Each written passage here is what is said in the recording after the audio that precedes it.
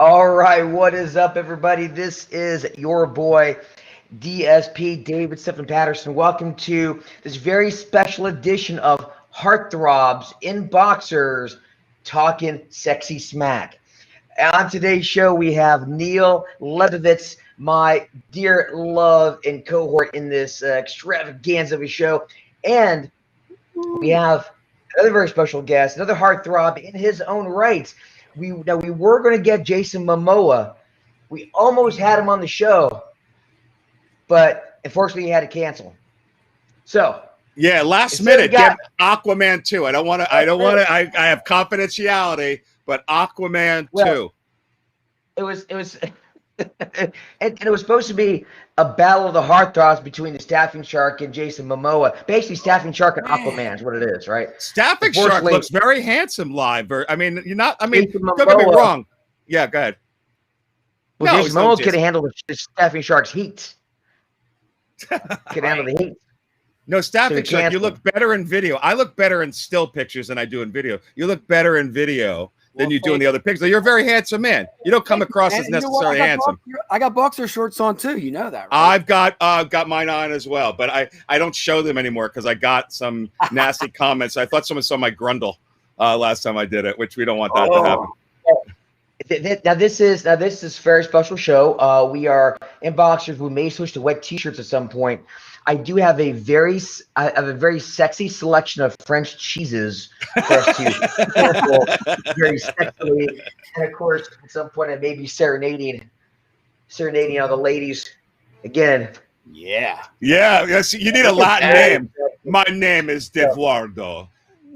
Yeah, you need a sexy, and French cheeses make it sexier. If it was like a Swiss cheese or a German cheese, or you know what I mean, it's not the same. French cheese, an Italian cheese isn't even sexy. Italian as a language, sexy. People, sexy. The cheese, it's delicious cheese, delicious, but it's not sexy, right? Mozzarella, pecorino, Parmigiana is not a sexy cheese. Delicious. No, I'm saying the German language. A lot of oh my god, dude! Not sexy. Can I tell you a funny story? My ex CFO was from a German heritage, although totally American, and we'd always talk about that. Like no matter what, and it's not. I'm not saying this because I'm Jewish, but no matter what you say in German, it sounds mean and nasty. So I'd have him. I'm like, yeah, Gary, do me a favor. Say, Neil, I think you're totally awesome. You're one of my closest friends, and I really enjoy working with you, and you bring a smile on my face every day. He's like, ach, I'm like, what the hell? That's what you just say, yep. And so I'm with you. Well, like I said, we're all about the sexy here, so we are glad to have Mr. Richard Rosner on. Welcome, sir, to our very sexy show. And just for all you know, this show starts off our new season of Operation All Night Long, satisfaction guaranteed. Put that in the bank. On that note, are we allowed to call him? What do you just go by Staffing Shark or Shark? Or like Animal, who always listens to our show. Like I only call him Michael once in a while. I even call him offline Animal. But for what's the deal? What do we call you? Everybody just calls me the Shark. When they get a job, they're like, hey, you're the Shark. You know, I've been named the Shark my whole life. So. Yeah, dude, we're not going to let you off the hook with that. That's going to be a good part of the show, right? And we have stuff to offer. You know, you guys, I drink Land Shark beer, too. You know that, right? Of course. Hey, David, do we get into it right now? Like, what the hell is this shark story? Because you're offering training. I'm not quite sure what the deal is. So that's why I want to get you on the show. Like, you offer training and, hey, but I don't see you peddling anything. Yet you're constantly giving people like advice there, and you're like, DM me, but you're not peddling. You're involved in lots of these conversations. You're the Staffing Shark. It's funny. Your firm is Staffing Shark with the little fins. So what's the deal? So go ahead, tell us the backstory. The deal is I'm a job agent. I'm not a recruiter, so I represent. No. Before I want to hear that. I want to go way before that. You said you're called Shark your whole life. Way before that. Growing up, always loved sharks. Just love the beach. So you know what? I started from that all the way up to my career, being a shark, because I never sleep, and I'm always on the hunt, dude, for everything in life. So is that why they called you the Shark growing up, though, or was it like a self-proclaimed nickname? It was self-proclaimed because when I went to the gym, I was like the gym shark, which they came out with way after I came up with that name. So, I always used to pump it up. Shark, you just keep pumping it up first in the gym. Speaking of gym sharks, now being in Tampa, right? If anybody's ever been in Tampa, particularly South Tampa, you know exactly what I'm talking about. Being in South Tampa, going to say a gym, and you see the spaghetti straps just jacked and just totally tan, and just that chill back here. Now I'm curious. Those are the sharks that I tend to see here in Tampa. Now you weren't that kind of gym shark, were you?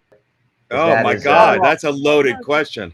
My previous life, I'm a personal trainer on the side, and I used to be, I'm not going to flatter, but I used to be a model. So, so they always say, you're the shark, man. Everything you do, you grab onto. So that's how I carried the name. Well, all right, but that's not self-proclaimed. Like I had a friend growing up, it was hysterical. Not growing up, like we were like 18 years old, and he wanted a nickname. So he wanted to call him the Hammer. So every time he's like, call me the Hammer. Like he'd say something, call me the Hammer.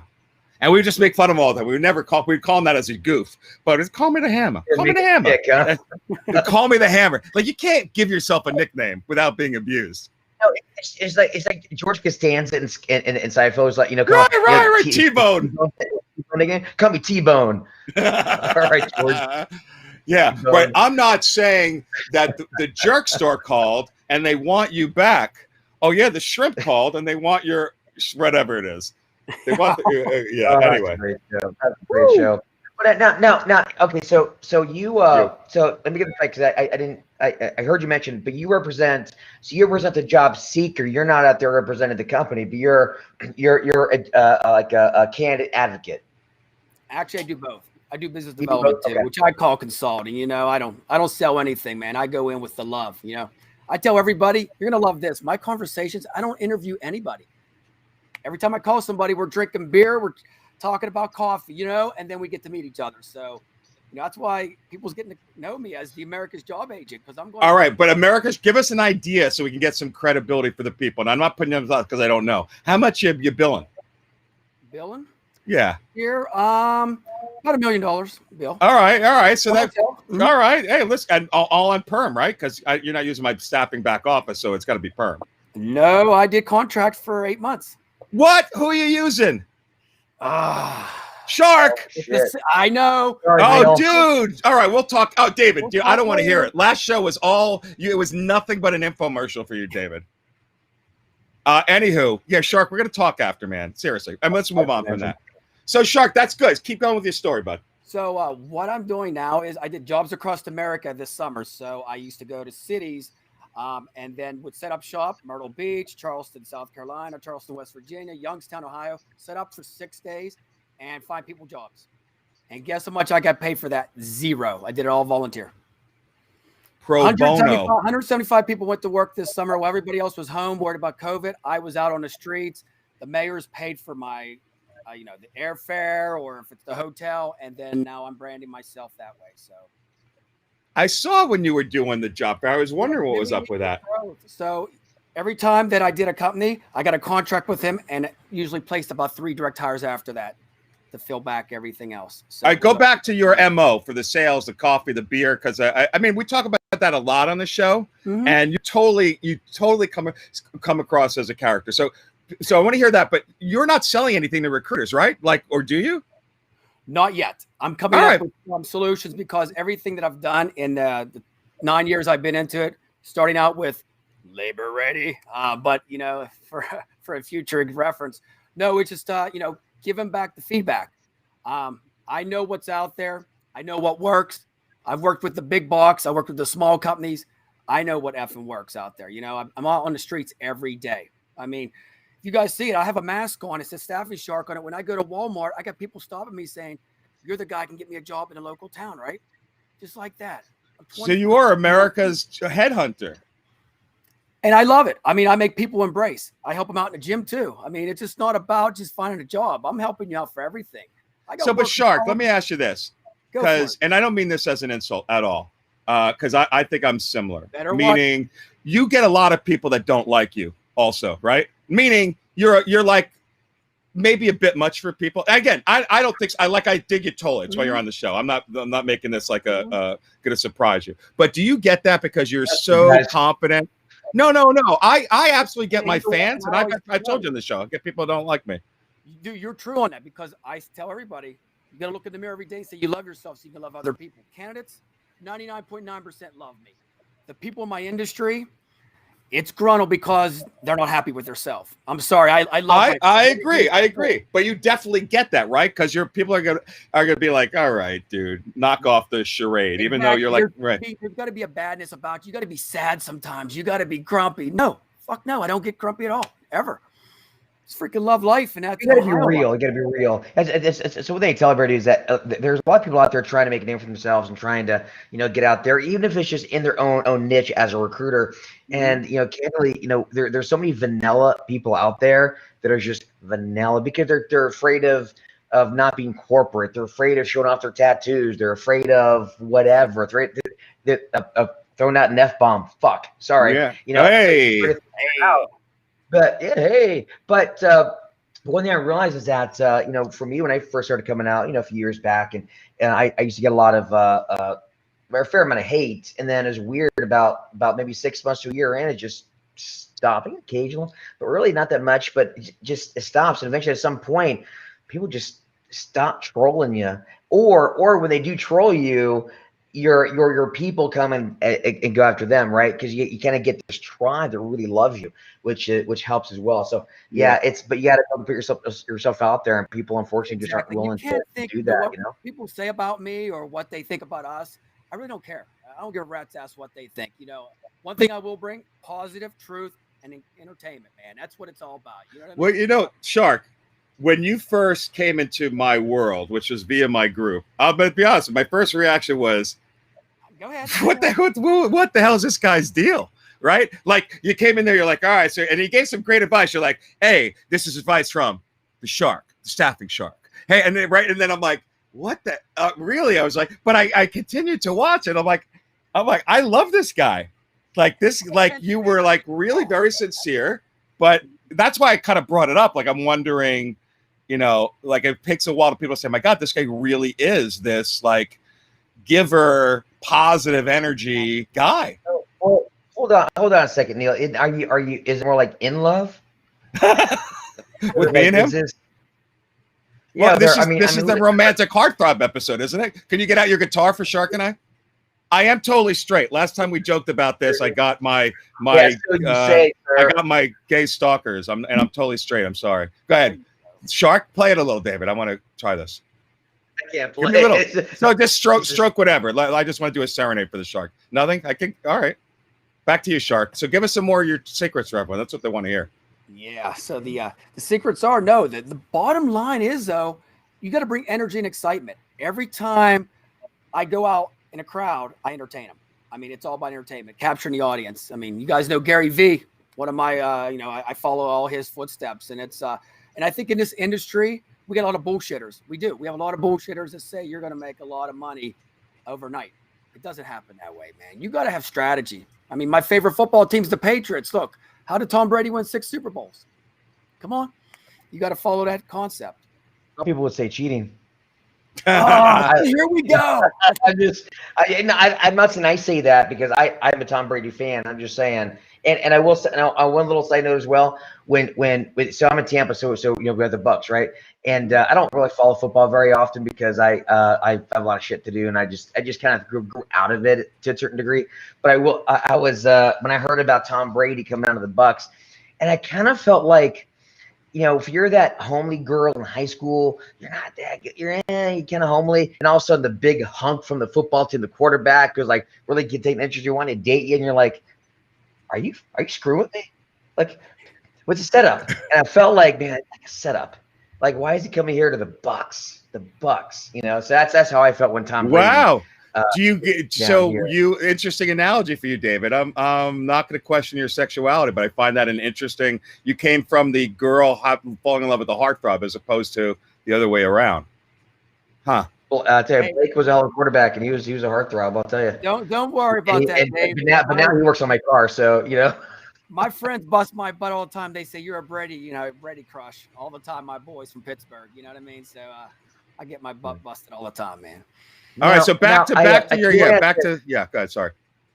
Well, actually, yeah, go, because I want to ask about Labor Ready, but let me wait till Yeah, you're done. no. I just want to get. I know people want to hear about some of these things that you do and the little ideas, and how you position it to candidates. Like I knew, like you glossed over it, right? But what having coffee, having beer, like all that stuff, I think is interesting.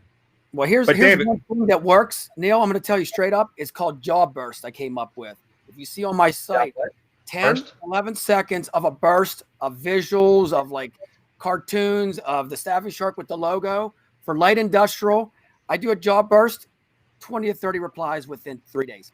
If I put a full print out there, which I don't do boring. If you see anything I post, I don't put boring welder. I got like Superman flying his welding jobs now. Boom.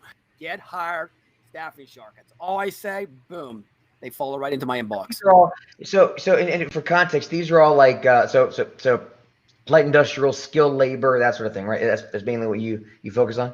Well, I do IT too. I do IT and anything besides healthcare and education. I won't touch both of them, but everything else, pretty much, yeah.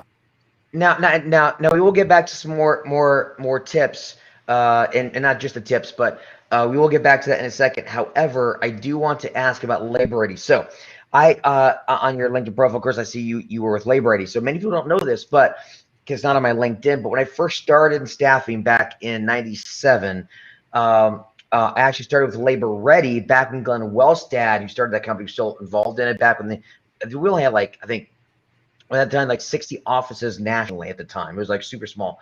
So Labor Ready, and then when I moved here to Florida, I did like a 6 month stint with Labor Finders before I got into Search in 2000. So I have my fair share. I've got about 2.5 years total of day labor staffing, and of course, I love talking to folks who've been in that world because people have no idea the hellscape that a labor hall at 5:30 in the morning. We got a table full of tickets. And you got nothing but crickets out in the labor hall, and you're literally just like, "Can you work today? Can you work today? Can you work today?" Oh, and man. you're trying to fill construction jobs last minute. So I want to hear I want to hear one of your best Labor Ready stories. I will, but look what I have. I put out of the closet the Labor Ready T-shirt from back in the day, the polo. Don't pull it out of the closet on this show. Just save it. It's not the time. Okay, so stories. Where do I begin with Labor Ready? Oh boy, I was branch manager of 7 offices in the troubled areas. So one of my stories was, one day a guy comes in, says, "Hey, I need my paycheck 2 days early." High as a kite. I'm like, "No, you're not getting your paycheck." Tell my girls up front, the recruiters, F this. We had panic buttons underneath the thing. I don't know if you had that or not. We had panic buttons. You hit a button, it goes right to 9/11. Wow. So, cops come. It was that bad. Yes. This is only 6 years ago. Yeah. So why would you have a button that flashes back right to the Twin Tower debacle? That seems sick. They stopped it now, but back in the day, that's what. No, 9/11 is a joke. 9/11, 9/11. Bad joke. Sorry. Yeah, I know. That's all good. Sorry, Shark. So he rolls in. I say, "Hey, dude, come to my office, talk." He's there. He's cussing and stuff like that. So he goes back outside. I get an email about 5 minutes later. "Nice white car. Wait till you see what happens to it in about an hour." It's threatening to blow my car up. Oh, geez. Yeah. And it's scary. I remember running Agilon, we would always get these situations like a couple times a year where we would have to call the police and hire private security guards because of the threats, Amazing. But keep going. Yeah. So you know what? He came back, asked for a check again, and then I go into this Hulk Hogan incredible thing. I'm like, "Dude, I go outside before the cops come. Get off my property now." "Oh, I'm gonna fight you. I'm gonna punch you." I'm like, "Do what you got to do, man. Right now you're in that survival mode. You're making everybody a scene. You're on Labor Ready property, and you're cussing and you're making a threat." So the cops. Now, I will say this. For a while, I worked in St. Louis at Labor Ready there, and I worked at Labor Ready in Florissant, which is right next to Ferguson. And that definitely a very rough area. But when I started Labor Ready, it was in Phoenix. That's when I first started. And we had this guy named Shoeless Joe. And he was a Navajo guy, right? And he was always one of our best workers. We walked in the labor hall every day. He'd walk in at like 5:30 in the morning, no shoes. He never wore shoes. And then of course we put him out there. We give him some boots. He'd go work, and we always got on his tickets back and like the best worker we've ever had. Send Joe back. But by the time he got back to the office, got paid, he'd always be drunk. He'd be staggering drunk. It was a day, and Joe was my best guy. He was the guy who showed up drunk every night to get his paycheck. Yep. But he showed up with no shoes every day. Like, I don't know if he had on a pair of shoes. And you meet some really interesting characters like that when you work in a labor hall. That to this day I remember. I wonder what ever happened to Shoeless Joe from back. Isn't that crazy? Well, how do you go from that shark to IT and do them both the same? Because we talk about niches all the time in focus. How do you do both? And there's such different audiences. How does it, like, when you have one phone call, then you move to the next from a labor to a senior IT guy? Does it like storm in between, like the cumulus nimbus clouds appear, like thunder clouds, because the fronts are so different? Not really, because I worked for Peak Technical Staffing in New York City, and I did the subway system for 2 years of IT and engineering. So, you know, that was another one of my starts. So pretty much you go from one to the other. I mean, light industrial is entertaining. You know, you're going to get the person on the phone. They're going to drop the F-bombs. And then you have the IT where it's more calming. You know what I mean? It's like, the problem is, when your client says, all right, we need you to run a drug test and a background test for a temp, let's say, does that not, I can't believe the large percentage of people that come back with crap in the light industrial area. Well, with me, I tell them straight off the bat. I used to be in my previous life a probation officer. So I don't know if you guys knew that. So I used to. No. I was a probation officer for 10 years, man, before I got into staff. And wait a minute. Are you the probation shark I read about? Hey, did I have you on my caseload, Neil, back in the day? Now the IT work that you do is, so I'd imagine probably like tech support, network admins. So it's like temporary staffing for IT, right? Just make sure. Yeah, I do direct hires like software developer.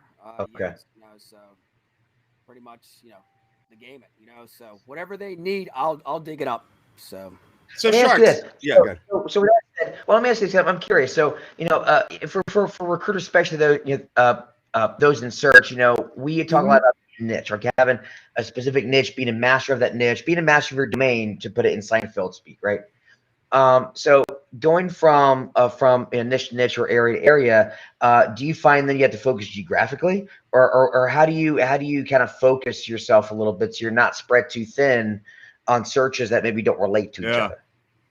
Yeah, pretty much what I do is just, you know, I focus on the tri-state area, you know, my 3 states, you know, pretty much is what I do. So, you know, and I can't take every job order. I've been helping out different staffing firms all the time. I mean, I got so many people call me for, hey, can you help me out with this order? Can you help me out with this order? And you say no, right? You say no. No, I don't say no. I say I can connect with somebody. Right. Yeah, exactly the right answer. And that's totally, I agree with that. That split decision stuff that you guys started. I mean, you know, it's incredible. We need to have more of that where we share. Up here in Pennsylvania and Pittsburgh, nobody wants to share. They want to be like, it's my candidate, it's my company. I don't want you to talk to you. I mean, I get that all the time. You lose. So forget people say half of something is better than 100% of nothing, but it's not even that. You're getting half of something. You're getting 100%. And all the time you're wasting with no efficiency. And I went live on this in the Facebook group actually this week or last week on it. It's insane.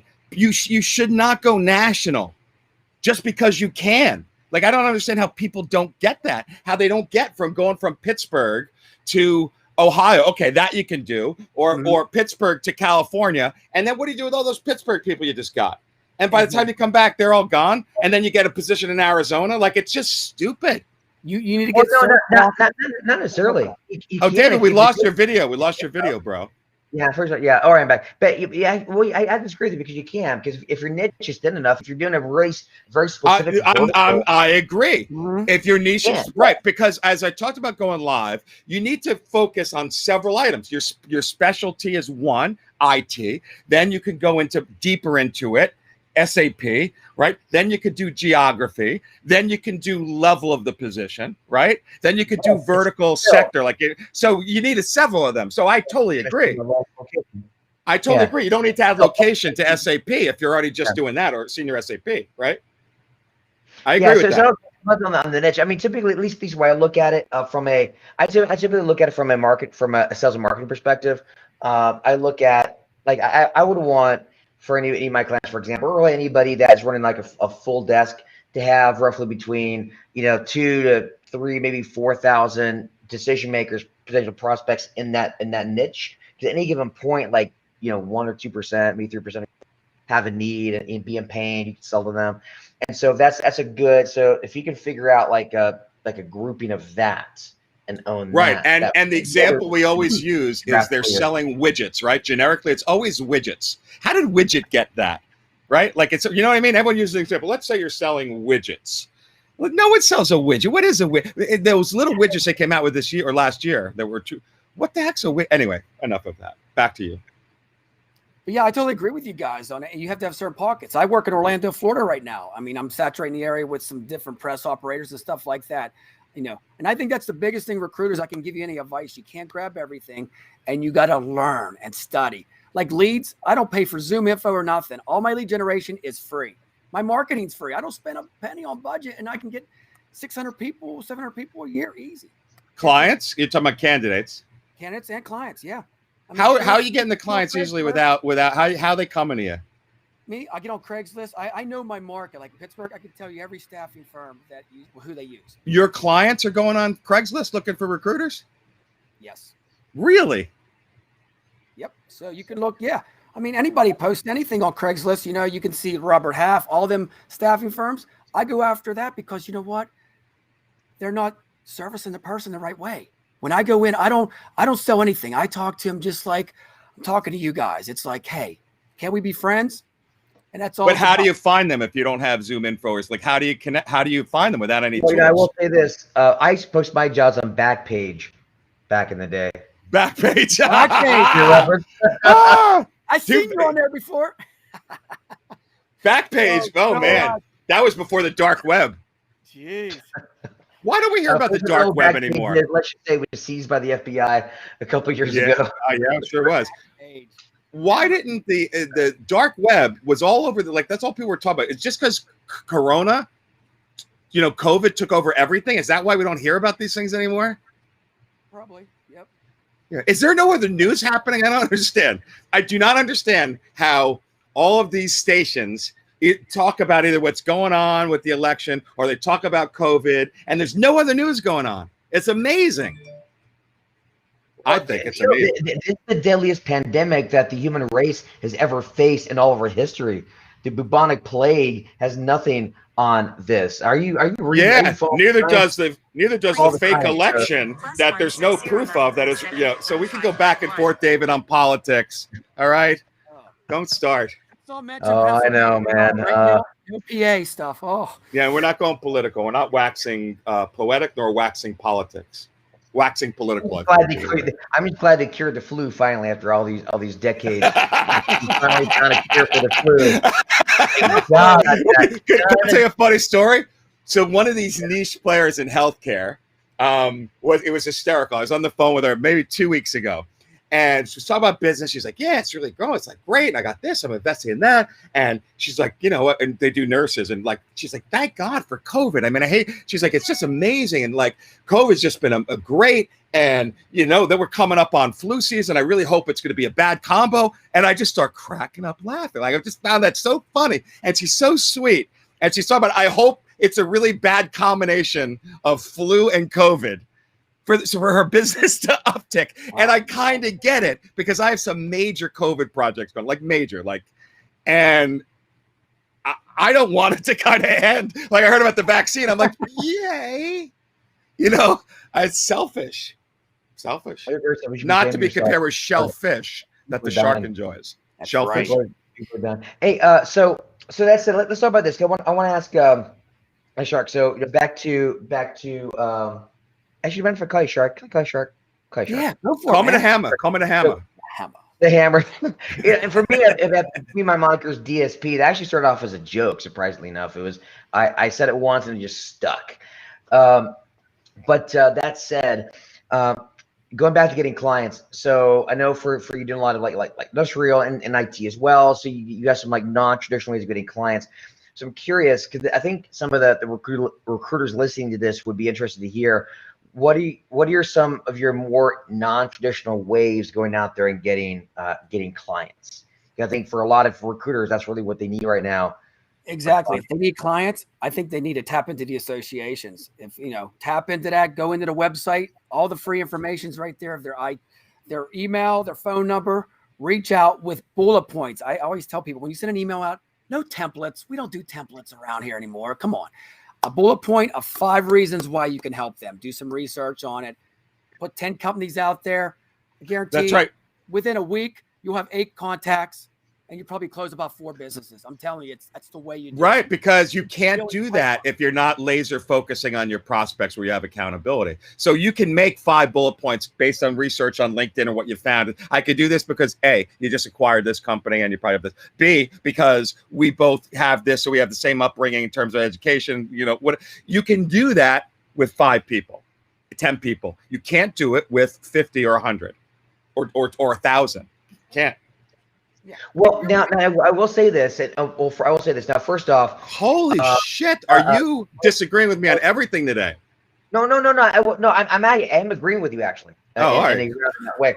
I will say this. Much as Jason Momoa would say, sales and marketing is like writing a love letter. You can't template. You can't template. He is a handsome bastard. That even a great beard. Man. Great beard. Yeah, his beard game is strong, but. I think people tend to do this thing where it's automation or it's personalized, right? And I think it's kind of like the disagreement between, well, get on the phone, cold calls are dead. Like that's a stupid argument. It's you could do both. I call it the blanket and spear personally. That's kind of some of the training I use is where you can use blanketing, you could do automation, but then you find that real cherry in there, or somebody says, not interested. You're like, oh, hold on a second, you haven't seen me yet.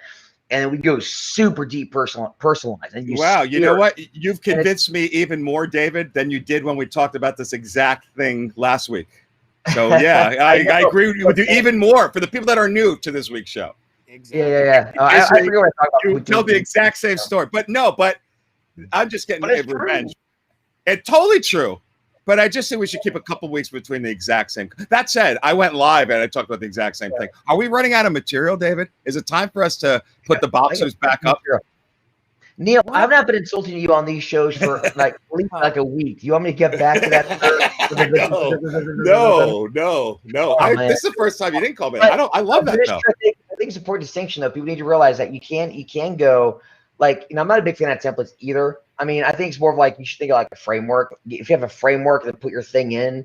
That's what I use them for. I use templates all the time, but for that. So expand on frameworks, that. Totally. Frameworks. And then if you want to go super hyper personalized, go super personalized. But it's it's never an either or thing. It's use all the tools in your tool belt. To think to die on the hill of automation versus not automation versus cold calls versus right. But if you're a trainer, something has to be dead, or you have to have the fatal mistakes or the top 10 secrets of, cold calls are dead, right? Templates are dead. What about videos?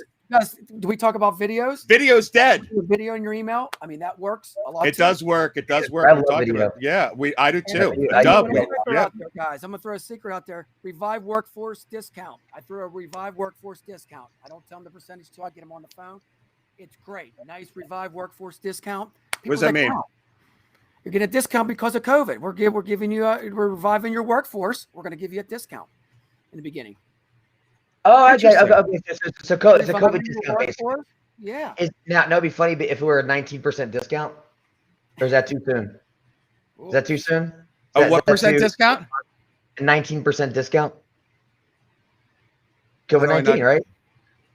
Is that? Oh, jeez. Wow. Okay. I'm all right. Not bad.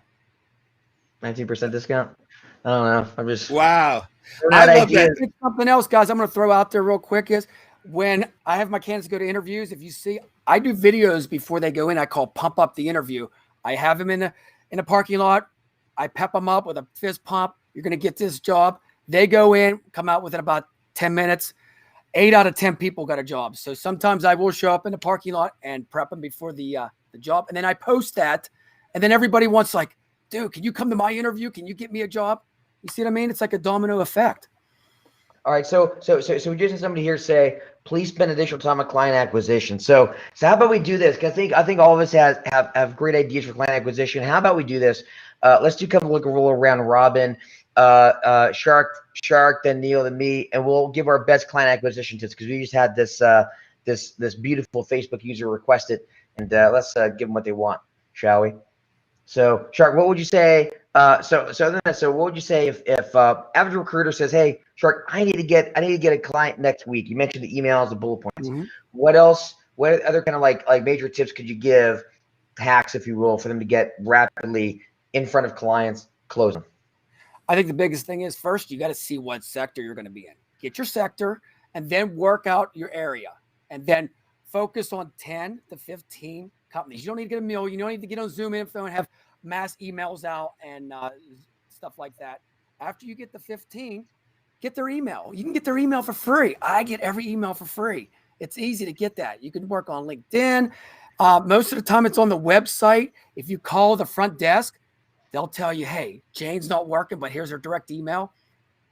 Simple stuff like that. You're building your pipeline. Take you about 2 hours. You got 15 leads right there. And then you work from there with the email and then the follow-up. I'm going to tell everybody, follow up. All these companies say, you call me, you send me information, you never call back for 3 months. You got to follow up, guys. Awesome. Perfect. All right, so that's good. What about you, Neil? Let me add on to Shark. So totally people don't follow up. And that's because their CRM has way too many people, back to your original point. So there's no accountability for it. I've talked about this before. The key is, in my opinion, you have to have accountability for these calls you're going to make. It has to be, as Tony Robbins would say, there's got to be a compelling reason.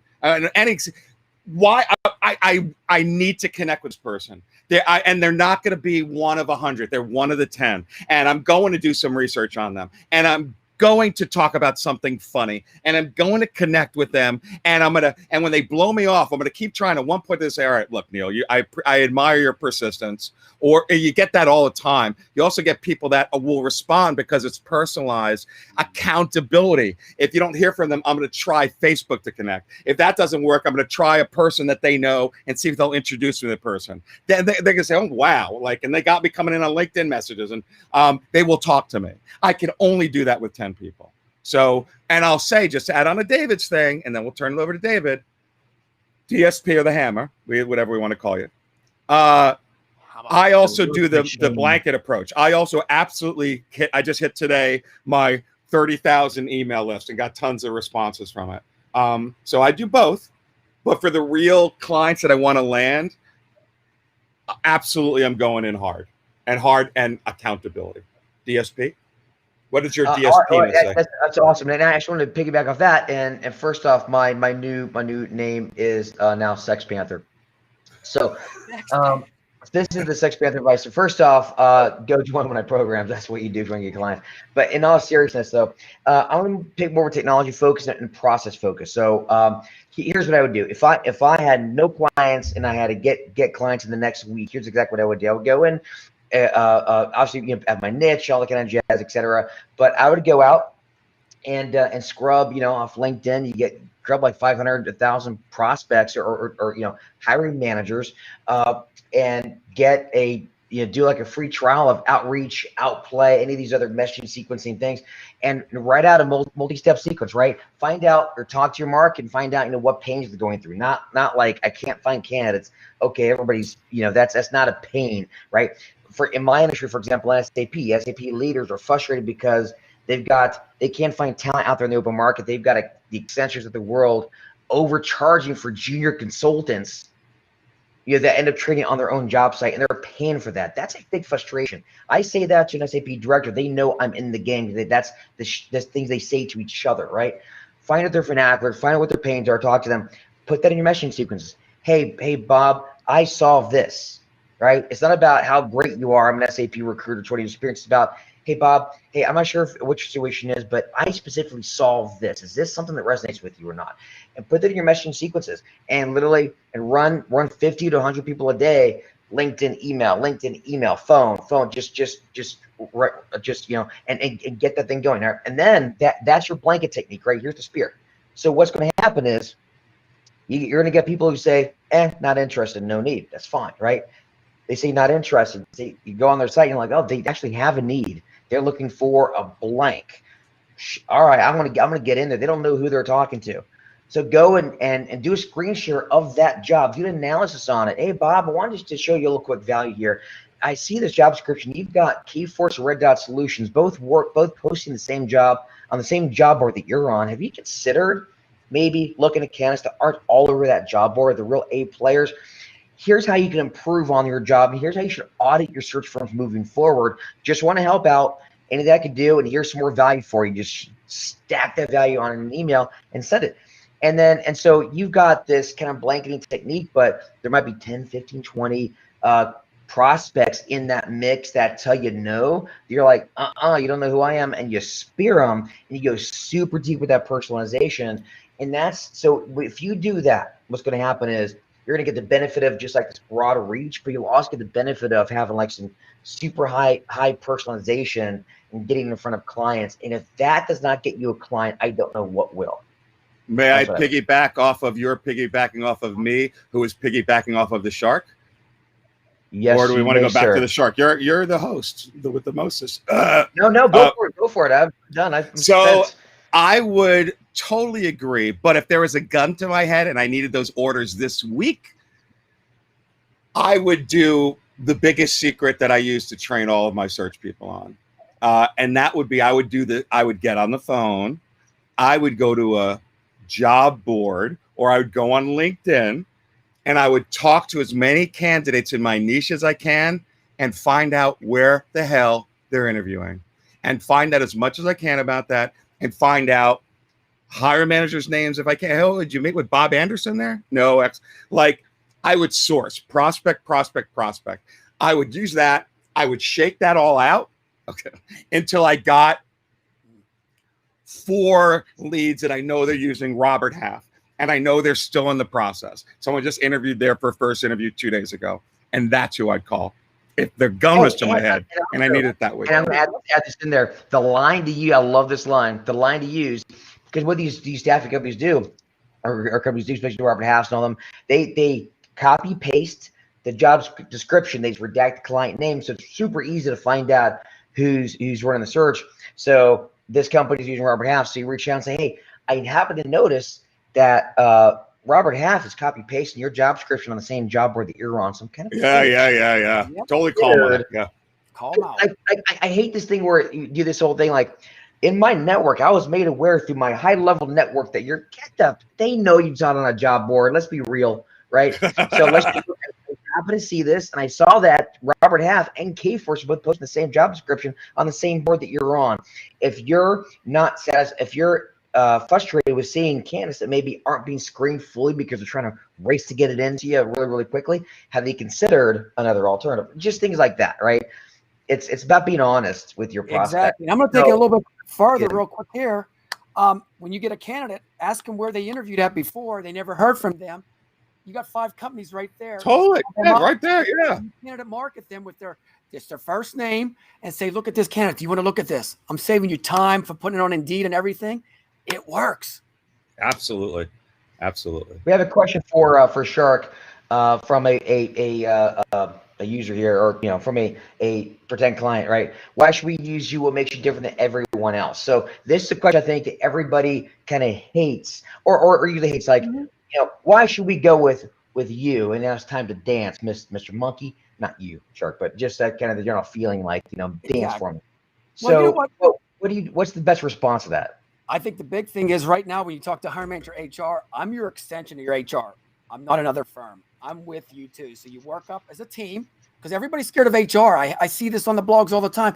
Oh, we're scared to talk to HR. No, I break them down, or they're my best friends, And I think the best thing is honest, truth, and my contact number is directly to me all the time. You're not going to get anybody else. And that's what companies want. When they call in and Joe's not there, they're on vacation, you got me because I'm working with you. And that's actually a really good answer. And you're right about HR. And you're right about HR. HR can be your best friend, especially if you sell to Barbara and not Michaela. You know, Mhm. your best bet, because usually Barbara's a little bit, she's like director, VP level. Michaela's 6 months in, and she doesn't have any power in the organization. So yeah, HR could be great. What about you, Neil? What would your response be to somebody that said, "Why should we work with you?" You know, it's we're totally different. For like, again, my angle is what the real difference is, and what I always use for the back office, which is the truth, is here's what I've done, right? So let them know really fast the credibility factor I have. We took the best things that all the people that you love have. We got rid of the things that are really annoying, right? We solved an XYZ. These are the things as examples, right? And it would be tailored sort of to what they have there. It's very specific. And it's not a generic, like we've always talked about, it's not a generic, well, we give the best service. Now, if I do say that, I say we're Apple for the technology, meets a back office, meets a boutique South Beach hotel in terms of the service and all that. But I explain what that means, right? Like literally, try me, email me at 4 a.m. and see if you get a response from someone on our team. And I told that to someone yesterday, and he was up late again, and he messaged me with something. He sent an email at 4 a.m. I responded at 5 a.m. when I got up. I said, "See, I told you." So anyway, that's my answer. Exactly. Nice. All right. Very good. And so for me it would be a little bit different, and they're all good. For me, it's more. I like to talk. For people who know me, I like to talk pain. I'm very. I love like the Sandler sales system. That's kind of what I've really. I don't understand how. Ooh, let's do the sales system. Sandler, sir. Not right. I'm sorry. You told me that last week, and I forgot that. I like talk pains first. So for me, I generally say, look, I'm not sure if I am the right fit for you. I'll tell you what we do. We help in fill in the blank. Executives who are frustrated with this and this, and I kind of try to relay the most visceral pains I can, right? And I end with look, and bottom line, it impacts their ability to whatever their business goals likely are, right? And he's filling that blank. But how about we do this? Why don't we dig in for a few minutes and see? Let me find out what your situation is. I'll see if I can help. If I can't help you, I'm not right in all situations, I'll get you pointed in the right direction. And if not, I'll show you exactly how I can help. And what I've generally found is that it kind of takes the pressure off of the sale. And it's kind of one of those things everybody does this like the dance, and then all of a sudden they get something. I was like, well, may not be the best fit, but here's the problems that we solve. And we could do this because 20 years experience, and we kind of flash the badge a little bit, like here's the authority. But you know what? Why don't let me ask you some questions, and if I can't help you, I'll get you pointed. I'll make sure you're squared away. Don't worry about that. Great. I find that works pretty well too, as well. But yeah, you got to have a solid USP though, for sure. Obviously, got a solid USP, unique selling proposition, and you're kind of dead in the water. DSP. Needs that. Yeah, I like that. But what people tend to think is that, like, the one thing I want people to take away from this, just for anything, is that and the reason why Shark is who he is, because he's being different. The way Neil, the way you are, is you're being different. And the way I do my things, I'm being different. What recruiters tend to do, which really hurts them in a red ocean environment, is when they literally they have these blinders on and they say, why choose me? Because I'm a fill in the blank specialist with X years of experience, and I really go to the mat for my clients. We're the biggest network in the world, and you don't realize that your prospects literally have 20 other recruiters that the exact same shit. There's probably 3 of them that said it better than you did, and how are you going to differentiate? But you think you're not looking at what everybody else is doing. And you're wondering why you can't get a client to call you back, because they've gotten 10 voicemails with the exact same template, right, that week, and they don't have time to let you do your dance as well. That's totally agree. And I want to add one thing else. Everybody out there, recruiters, brand yourself. But brand yourself like I'm the shark because I love sharks. Brand yourself who you are. Don't copy anybody else. I want to brand myself as the oyster. Call me the oyster. Call me the oyster. That's what I'm doing. Call me the oyster. I'll be the sex machine. All right, ding, ding, ding, ding, ding, ding, ding, ding, ding, ding, ding, ding. Hold on a second. I was not ready. Hold on a second, guys. Oh, ding, ding, ding, ding, ding, ding, ding, ding, ding, ding.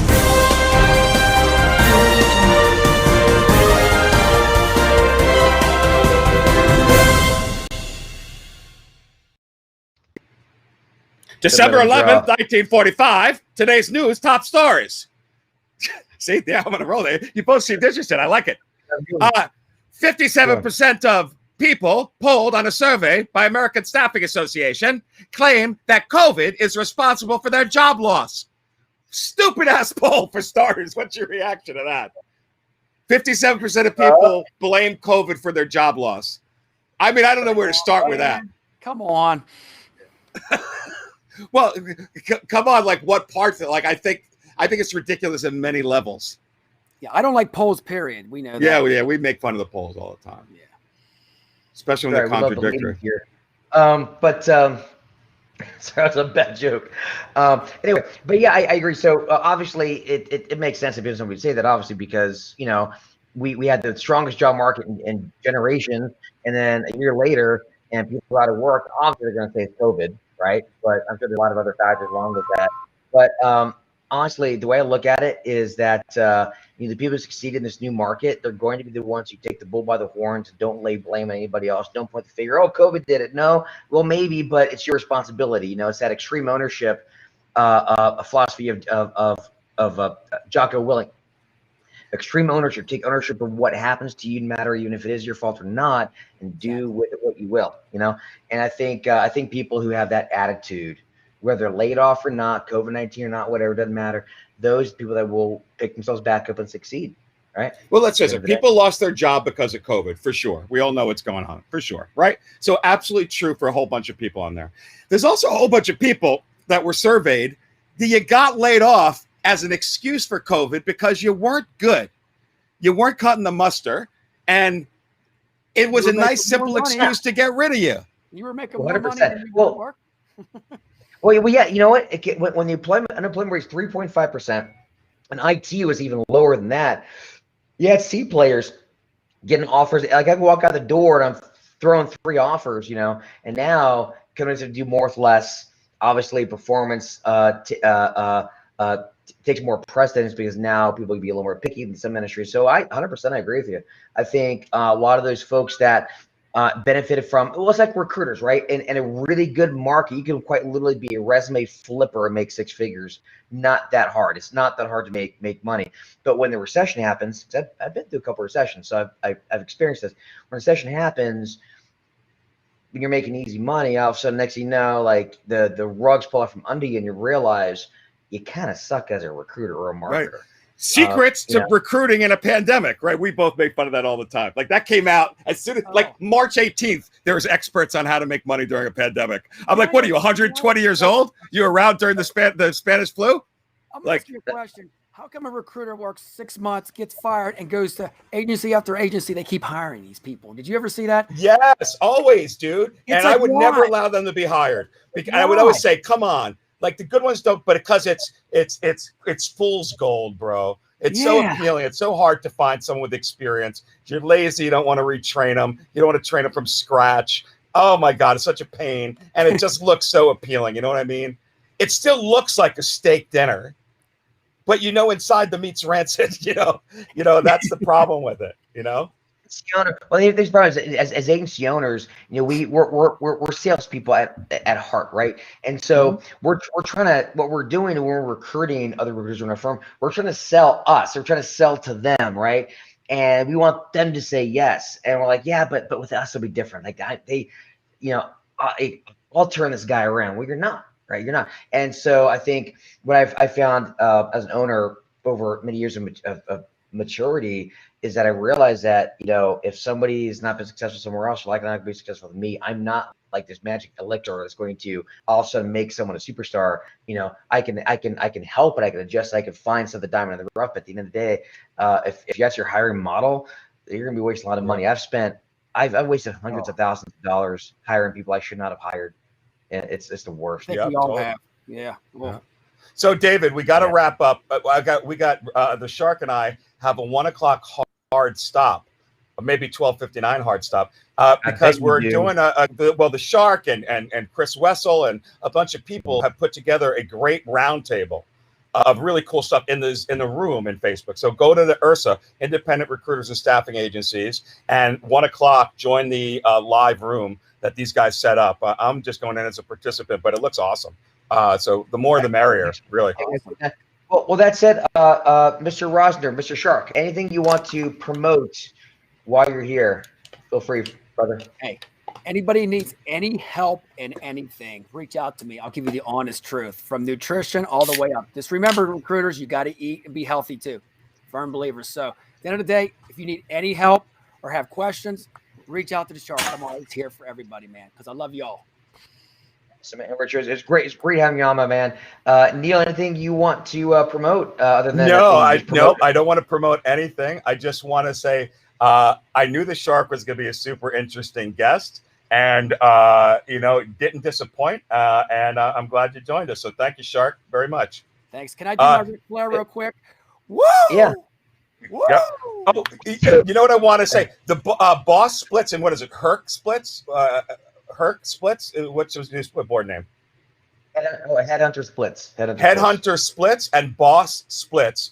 60-day free trial. It's not going to work if we don't get enough people on there. There's no other board that charges you this little. Please join if you haven't joined. If you are on it, please add a legit job or something going on. This thing could be great. Like, we're not taking any bit of the fee and stuff. So and we pay for the service. We pay per head. So it's not like this is like any sort of gold mine for us. It's just something we really do want to see help everyone out, and sure, we'll make some money. Yeah.